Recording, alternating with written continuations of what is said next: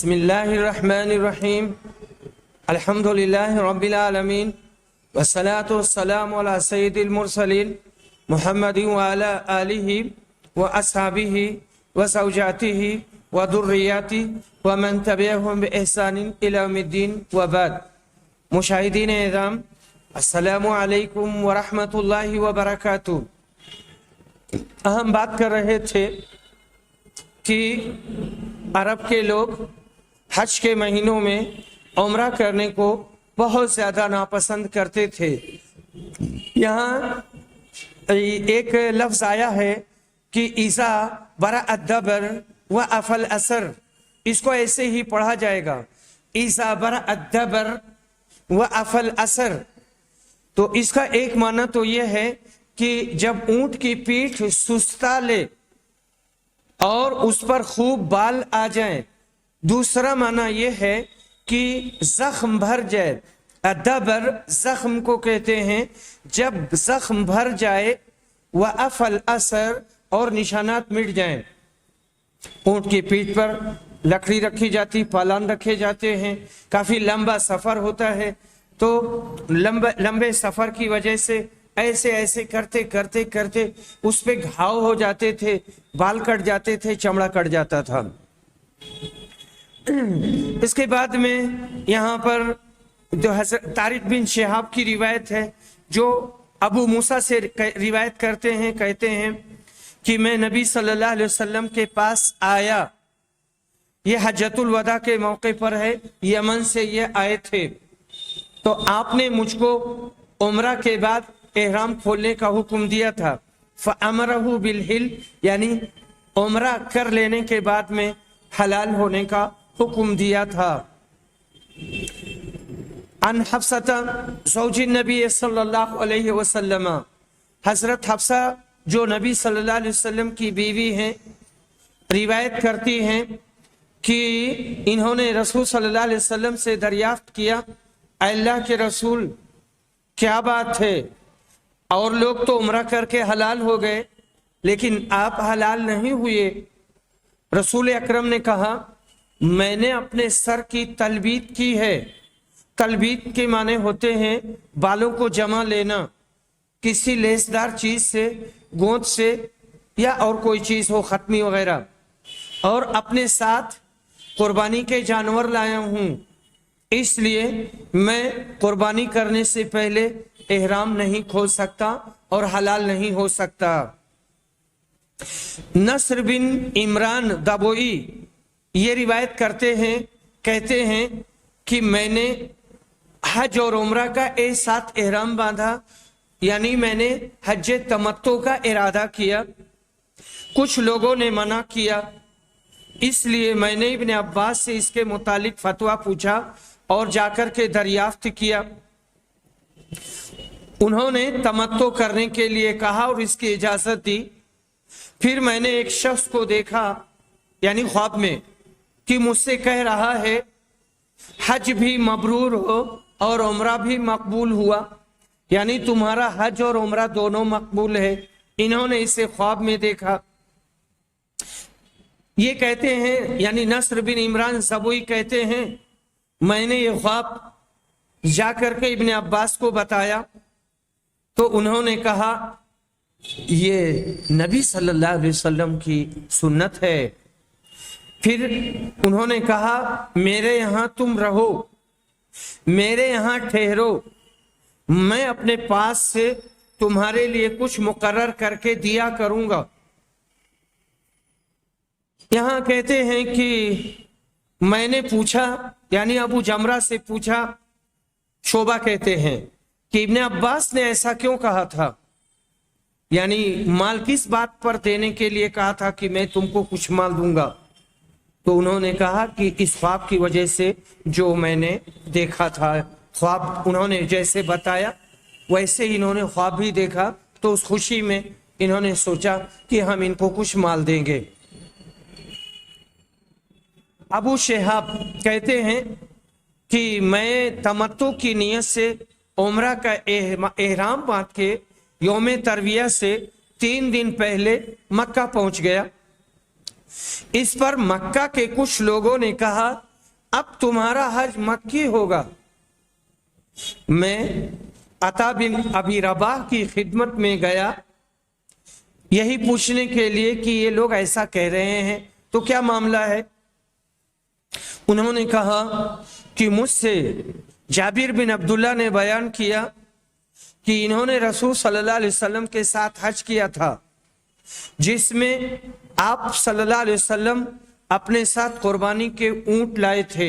یہ واقعہ حجۃ الوداع کا ہے۔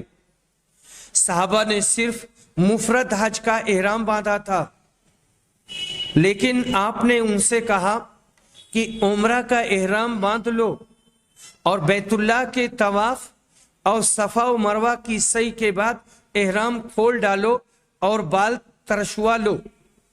دیکھیے یہاں پہ تینوں حکم بتا دیا، طواف کر لو، سعی کر لو اور بال ترشوا لو۔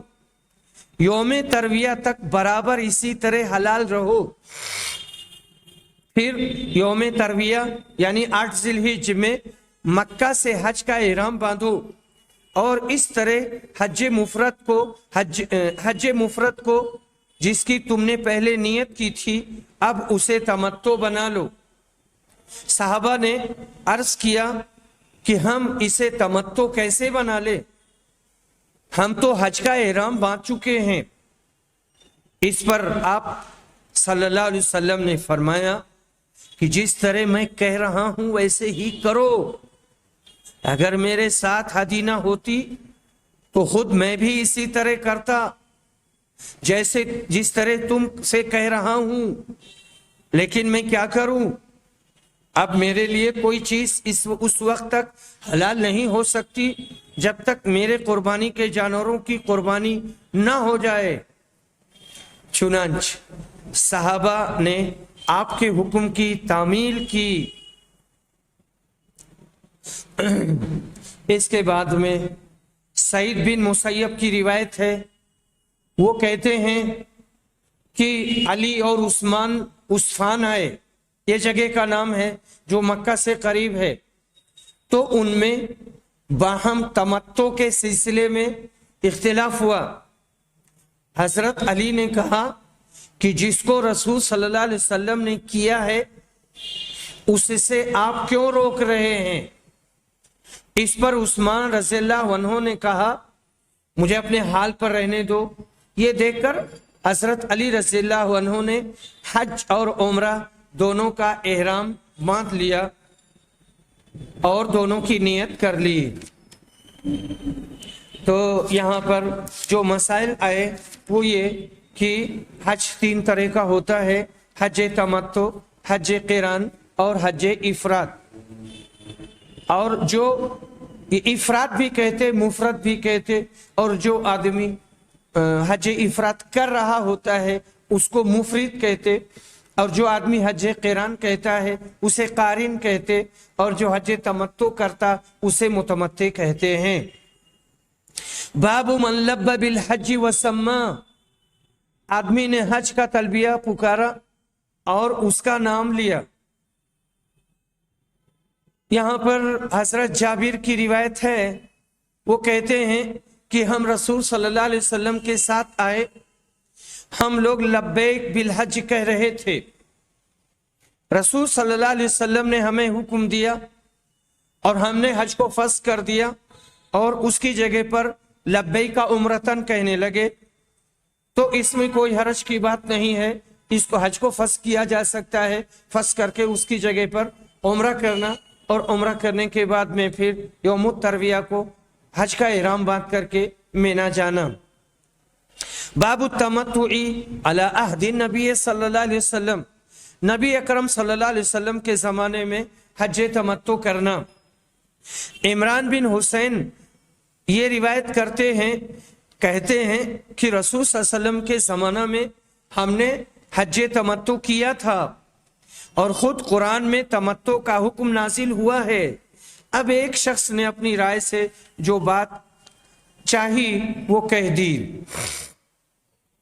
باب قول اللہ عز وجل ذالک لمن لم یکن اہلہ حاضر المسجد الحرام، سورہ بقرہ میں اللہ کا یہ فرمانا کہ تمتع یا قربانی کا حکم ان لوگوں کے لیے ہے جن کے گھر والے مسجد حرام کے پاس نہ رہتے ہوں۔ یہ یہاں پر جو روایت ہے کافی لمبی روایت ہے۔ ابو معشر البرا یہ کہتے ہیں کہ عثمان بن غیاب نے ہم کو بتایا، یہ روایت کرتے ہیں اکرمہ سے، وہ ابن عباس سے، کہ ان سے حج تمتع کے سلسلے میں پوچھا گیا تو وہ آپ نے فرمایا کہ حجۃ الوداع کے موقع پر مہاجرین، انصار، نبی کریم کے ازواج اور ہم سب نے احرام باندھا تھا۔ جب ہم مکہ گئے تو رسول اکرم نے کہا اپنے احرام کو حج اور عمرہ دونوں کے لیے کر لو، لیکن جو لوگ قربانی کا جانور اپنے ساتھ لائے ہیں وہ عمرہ کرنے کے بعد حلال نہیں ہوں گے۔ چنانچہ ہم نے بیت اللہ کا طواف اور صفا و مروہ کی سعی کی اور اپنا احرام کھول دیا اور ہم اپنی بیویوں کے پاس گئے۔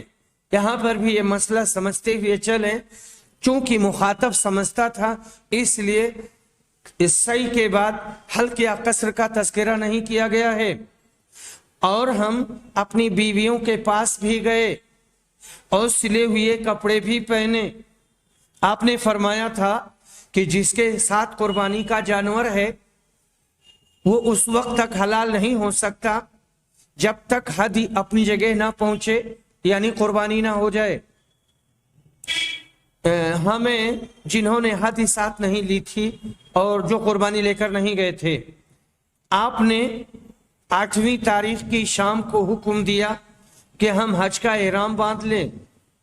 پھر جب ہم مناسک حج سے فارغ ہو گئے اور اب ہم قربانی ہم پر لازم ہوئی، جیسا کہ اللہ تعالیٰ کا فرمان ہے جسے قربانی کا جانور میسر ہو تو وہ قربانی کرے، اور اگر کسی کو قربانی کی طاقت نہ ہو تو 3 روزے حج کے دنوں میں اور 7 روزے گھر واپس آنے کے بعد رکھے۔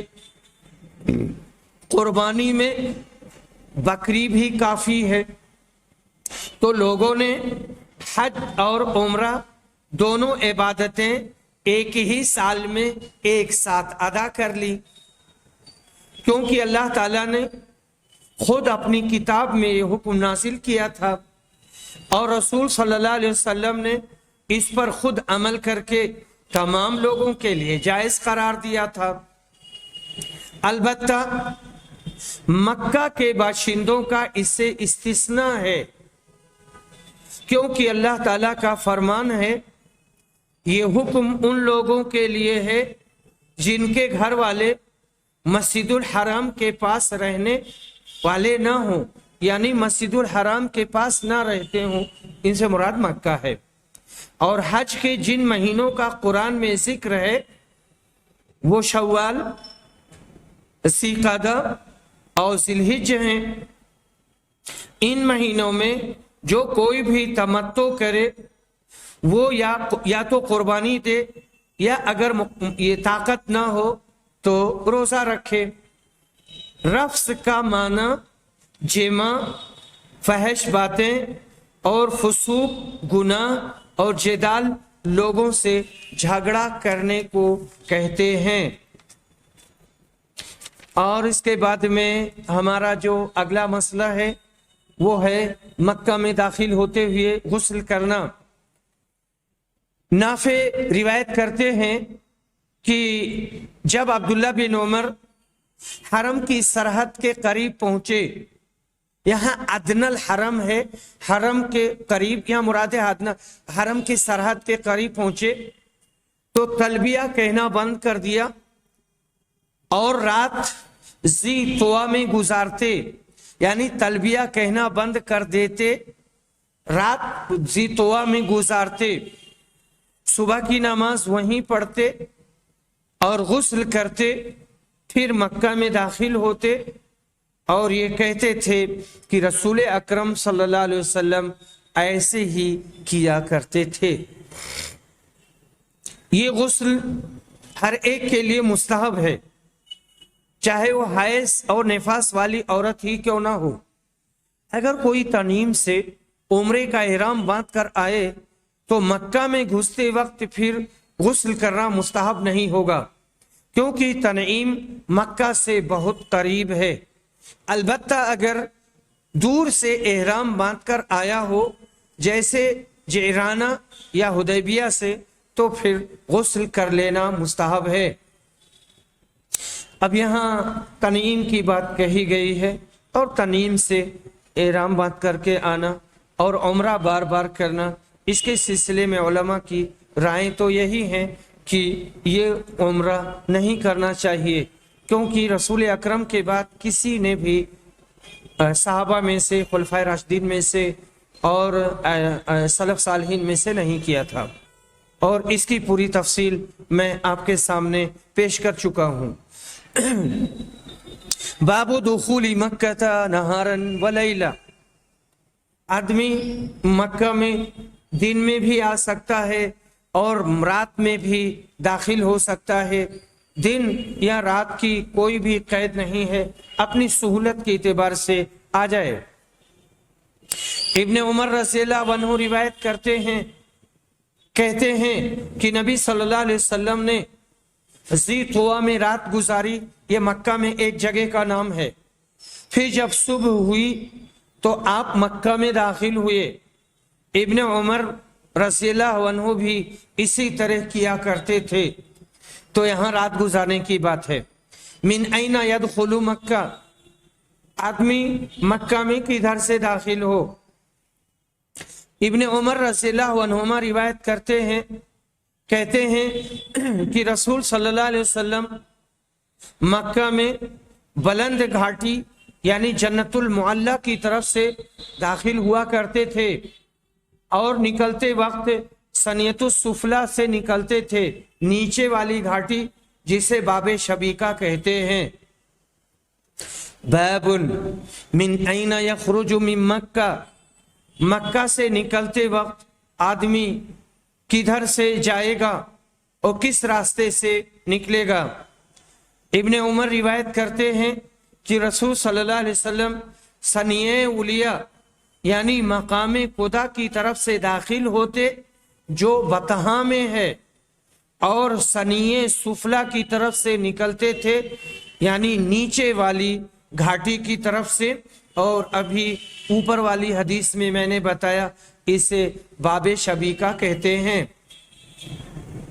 हजरत आयशा रदियल्लाहु अन्हा रिवायत करती हैं कि जब रसूल सल्लल्लाहु अलैहि वसल्लम मक्का में तशरीफ लाते तो ऊपर की जानिब से शहर के अंदर दाखिल होते और मक्का से वापस होते तो नीचे की तरफ से निकलते। हजरत आयशा रदियल्लाहु अन्हा ही की दूसरी रिवायत है कि नबी सल्लल्लाहु अलैहि वसल्लम फतेह मक्का के मौका पर कदा की तरफ से दाखिल हुए और कोदा की तरफ से निकले। ये दोनों अलग अलग जगहें हैं, एक का नाम कदा है और एक का नाम कोदई है। और कदा बिलमद एक पहाड़ है मक्का के नजदीक, और कोदा काफ के जम्मा के साथ ये दूसरा पहाड़ है, दूसरी जगह है, पहाड़ है जो यमन के रास्ते पर है। ये रिवायत बज़ाहिर अगली रिवायतों के खिलाफ है, लेकिन किरमानी ने कहा कि ये फतेह मक्का का वाक़या है और अगली रिवायतों में हज्जतुल वदा का। हाफिज इब्ने हजर का कहना है कि ये रावी की गलती है और ठीक ये है कि आप कदा यानी बुलंद जानिब से दाखिल हुए। ये इबारत में मिन आला कदा मक्का से मुतालिक है, न कदा बिलकस्र से। तो इसका मतलब ये हुआ कि बुलंदी की तरफ से गए थे और नशेब की तरफ से आए थे, बाबे शबीका की तरफ से। हजरत आयशा रदियल्लाहु अन्हा रिवायत करती हैं कि नबी सल्लल्लाहु अलैहि वसल्लम फतेह मक्का के मौका पर दाखिल होते वक्त मक्का के बालाई इलाका कदा से आए। हिशाम बयान करते हैं कि उर्वा अगरचे कदा और कोदा दोनों तरफ से दाखिल होते थे, लेकिन अक्सर कोदा से दाखिल होते क्योंकि ये रास्ता उनके घर से करीब था। हजरत उर्वा बयान करते हैं, कहते हैं कि नबी सल्लल्लाहु अलैहि वसल्लम फतेह मक्का के मौका पर मक्का के बालाई इलाका कदा की तरफ से दाखिल हुए थे, लेकिन उर्वा अक्सर कोदा की तरफ से दाखिल होते थे क्योंकि ये रास्ता उनके घर से करीब था। हिशाम अपने वालिद से रिवायत करते हैं, वो कहते हैं कि नबी अकरम सल्लल्लाहु अलैहि वसल्लम फतेह मक्का के मौका पर कदा से दाखिल होते थे। फतेह मक्का के मौका पर कदा से दाखिल हुए थे। उर्वा खुद अगरचे दोनों यानी कदा और कोदा से दाखिल होते, लेकिन अक्सर कोदा की तरफ से दाखिल होते थे क्योंकि ये रास्ता उनके घर से करीब था। इमाम बुखारी कहते हैं कदा और कोदा दोनों जगहें हैं और मकामात के नाम हैं। बाब फضल मक्का व बुनियानिहा, मक्का की फजीलत और काबा की तामीर का बयान और अल्लाह ताला के इस फरमान की तफसीर। व इस जअन्नल बैत मसाबतन लिन्नासि व अमना, ये सूरे बकरा आयत नंबर 125 से 128 है।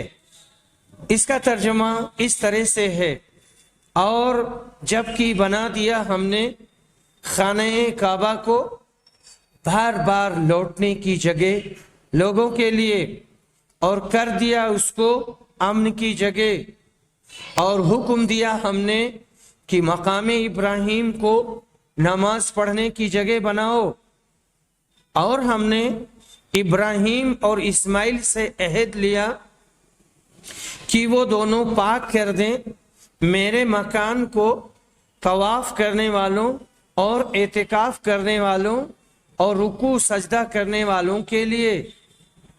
आए अल्लाह, कर दे इस शहर को अमन की जगह, और यहाँ के इन रहने वालों को फलों की रोजी दे जो अल्लाह और यौम आखिरत पर ईमान लाएं, सिर्फ उनको। इसके जवाब में अल्लाह ने कहा, और जिसने कुफ्र किया यानी इनकार किया उसको मैं दुनिया में चंद रोज मजे करने दूंगा, फिर उसे दोज़ख के अज़ाब में खींच लाऊंगा, और वो बड़ा बुरा ठिकाना है। और जब इब्राहिम और इस्माइल खाने काबा की बुनियाद उठा रहे थे तो वो यूं दुआ कर रहे थे, ऐ हमारे मालिक, ऐ हमारे रब, हमारी इस कोशिश को कबूल कर ले, तू ही हमारी दुआओं को सुनने वाला और हमारी नियतों का जानने वाला है। ऐ हमारे रब, हमें अपना फर्मा बरदार बना और हमारी नस्ल से एक जमात बना जो तेरी फर्मा बरदार हो। हमको अहकाम हज सिखा और हमारे हाल पर तवज्जो कर, तू बहुत ही तवज्जो करने वाला है, तौबा कबूल करने वाला है और बड़ा रहीम है। इसके बाद में जो रिवायत आ रही है, लंबी रिवायत है, अम्र बिन दीनार की, कहते हैं मैंने जाबिर बिन अब्दुल्ला से सुना, वो कहते थे जब काबा की तामीर हुई तो नबी सल्लल्लाहु अलैहि वसल्लम और अब्बास भी पत्थर उठाकर ला रहे थे। अब्बास ने नबी सल्लल्लाहु अलैहि वसल्लम से कहा कि अपना तहबंद उतार कर कंधे पर डाल लो ताकि पत्थर उठाने में जो तकलीफ हो रही है वो आपको वो तकलीफ ना हो। आपने ऐसे ही किया तो नंगे होते ही बेहोश होकर आप जमीन पर गिर गए। वो अपनी लुंगी खोली, लुंगी खोल करके कंधे पर रखा तो फिर वो बेहोश होकर के गिर गए और आपकी आंखें आसमान की तरफ लग गईं। आप कहने लगे मेरा तहबंद दो, میرا لوگ آپ نے اسے مضبوطی سے باندھ لیا. اور ابن ہشام وغیرہ نے اس واقعہ کو نقل کیا ہے, کافی لمبی روایت تو ہے. اس کے بعد پھر کبھی رسول صلی اللہ علیہ وسلم ننگے نہیں دیکھے گئے اور آپ نے اپنا کپڑا نہیں کھولا. اس زمانہ میں محنت مزدوری کے وقت ننگے ہونے میں عیب نہیں سمجھا جاتا تھا, لیکن چونکہ یہ امر, یہ بات مروت اور غیرت کے خلاف تھی, اللہ نے اپنے نبی کے لیے اس وقت بھی یہ گوارا نہ کیا. وہ اس وقت تک آپ کو پیغمبری اور رسالت نہیں ملی تھی. حضرت عائشہ رضی اللہ عنہا روایت کرتی ہیں, جو نبی صلی اللہ علیہ وسلم کی بیوی ہیں. نبی اکرم نے ان سے کہا, تمہیں پتہ نہیں ہے کہ تمہاری قوم نے جب کعبہ کی تعمیر کی تھی تو ابراہیم علیہ السلام کی اساس سے اس کو کم کر دیا تھا.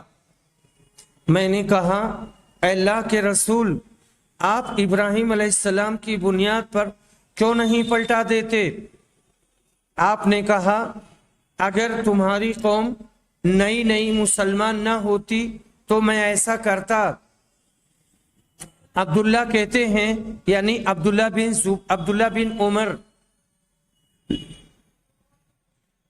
بن عمر کہتے ہیں کہ اگر عائشہ نے اسے رسول صلی اللہ علیہ وسلم سے سنا ہے اور یہ بات صحیح ہے, تو میں سمجھتا ہوں کہ رسول صلی اللہ علیہ وسلم نے ہجر کی طرف جو 2 رکن ہیں ان کا استلام اسی وجہ سے نہیں کیا تھا اور اسے ترک کر دیا تھا. یہ دونوں ابراہیم علیہ السلام کی اساس پر نہیں تھے, کیونکہ حتیم حضرت ابراہیم کی بنا میں کعبہ میں داخل تھا. قریش نے پیسہ کم ہونے کی وجہ سے کعبہ کو چھوٹا کر دیا اور حتیم کی زمین کعبہ کے باہر رہنے دی. اس لیے طواف میں حتیم کو شامل کر لیتے ہیں اور طواف کرتے وقت اس کے اندر نہیں داخل ہوتے ہیں, باہر ہی سے طواف کرتے ہیں. حضرت عائشہ رضی اللہ عنہا روایت کرتی ہیں, کہتی ہیں کہ میں نے رسول صلی اللہ علیہ وسلم سے پوچھا کہ کیا حتیم بھی بیت اللہ میں داخل ہے؟ یہاں کہا ہے, یہ جو لفظ استعمال کیا ہے, انل جیدار, جیدار کے معنی دیوار کے ہوتے ہیں, یہاں مراد ہے حتیم. آپ نے کہا ہاں. پھر میں نے پوچھا کہ تب لوگوں نے اسے کعبہ میں کیوں نہیں داخل کیا؟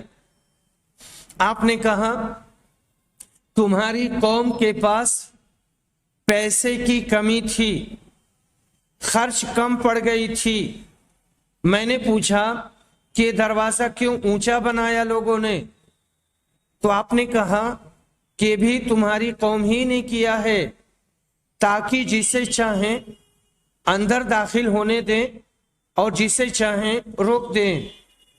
اگر تمہاری قوم کی جاہلیت کا زمانہ تازہ نہ ہوتا اور مجھے اس بات کا خوف نہ ہوتا کہ ان کے دل بگڑ جائیں گے, تو اس حتیم کو بھی میں کعبہ میں شامل کر دیتا اور کعبہ کا دروازہ زمین کے برابر کر دیتا.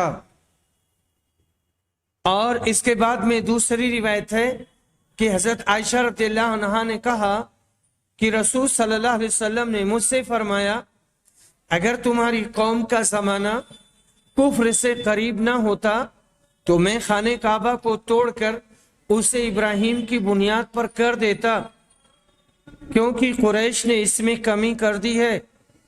اس میں ایک دروازہ اور اس دروازے کے مقابل رکھتا, یعنی 2 دروازہ بناتے, آمنے سامنے, ایک سے لوگ داخل ہوتے اور ایک سے لوگ نکلتے. اس کا توڑنا جائز تھا, لیکن ایک فتنے کے خوف سے نبی صلی اللہ علیہ وسلم نے ایسا نہیں کیا. اب کعبہ میں ایک ہی دروازہ ہے, وہ بھی قد آدم سے زیادہ اونچا ہے.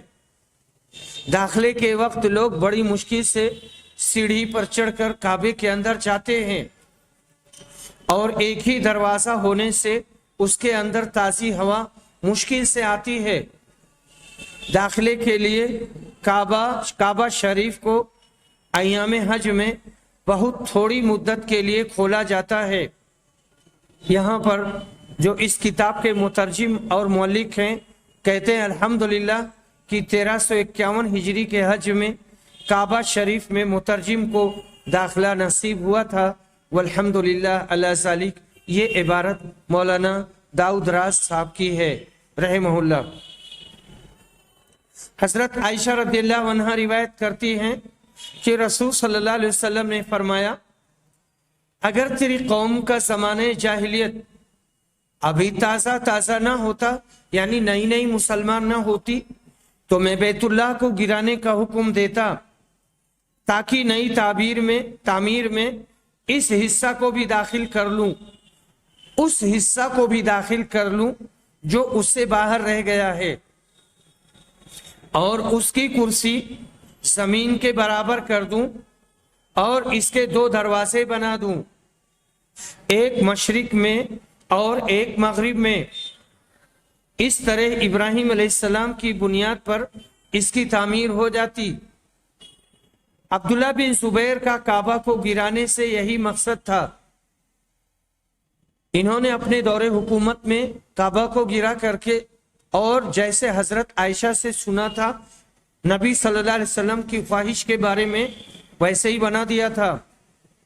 یزید نے بیان کیا کہ میں اس وقت موجود تھا جب عبداللہ بن زبیر نے کعبہ کو گرایا تھا اور اس کی نئی تعمیر کر کے حتیم کو اس کے اندر داخل کر دیا تھا۔ میں نے ابراہیم علیہ السلام کی تعمیر کے پائے بھی دیکھے جو اونٹ کی کوہان کی طرح تھے، یعنی اساس اور بنیاد۔ جریر بن حازم کہتے ہیں کہ میں نے ان سے پوچھا ان کی جگہ کہاں ہے؟ انہوں نے کہا کہ میں ابھی دکھاتا ہوں۔ چنانچہ میں ان کے ساتھ حتیم میں گیا اور آپ نے ایک جگہ کی طرف اشارہ کر کے کہا یہ وہ جگہ ہے۔ جریر نے کہا کہ میں نے اندازہ لگایا کہ وہ جگہ حتیم میں سے 6 ہاتھ ہوگی یا ایسی ہی کچھ۔ معلوم ہوا کہ کل حتیم کی زمین کعبہ میں شریک نہ تھی، کیونکہ پرنالے سے لے کر حتیم کی دیوار تک 17 ہاتھ جگہ ہے، اور 1 ہاتھ دیوار کا عرض 2 ہاتھ اور تہائی ہے، باقی 15 ہاتھ حتیم کے اندر ہے۔ بعض کہتے ہیں کل حتیم کی زمین کعبہ میں شریک تھی، اور حضرت عمر نے اپنی خلافت میں امتیاز کے لیے حتیم کے گرد ایک چھوٹی سی دیوار اٹھا دی۔ یہاں قوسین میں لکھا ہے وحید الزما۔ جس مقدس جگہ پر آج خانہ کعبہ کی عمارت ہے، یہ وہ جگہ ہے جہاں فرشتوں نے پہل عبادت الہی کے لیے مسجد تعمیر کی۔ قرآن مجید میں ہے ان اول بیت وضع للناس للذی ببکۃ مبارکا وہدی للعالمین، سورہ آل عمران آیت نمبر 96۔ اللہ کی عبادت کے لیے اور لوگوں کی ہدایت کے لیے برکت والا گھر جو سب سے پہلے دنیا کے اندر تعمیر ہوا وہ مکہ شریف والا گھر ہے۔ وآخر دعوانا ان الحمد للہ رب العالمین۔